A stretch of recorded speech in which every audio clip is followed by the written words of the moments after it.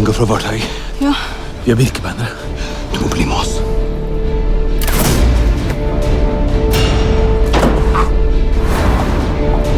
Kong Håkon er død. Snart vil kirken have magten i hele Norges rige. Håkon har efterladt sig en søn. I dag en uskyldig knægt. I morgen vor mægtigste fjende. Og bring mig drengens hoved.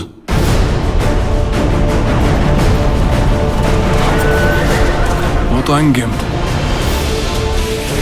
Vi tar vare på ham. Du har mitt ord. Vagnerne kommer. Få kongsvenn vekk herfra. Vi må finne ny!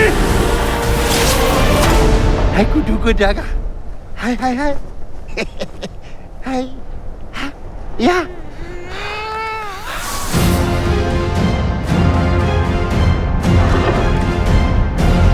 Vi er bønder. Vi er ikke krigere. Men vi kjemper for det vi er glad i. For familiene våre, for at vi skal overleve. Ekte virkemenn. Angrip!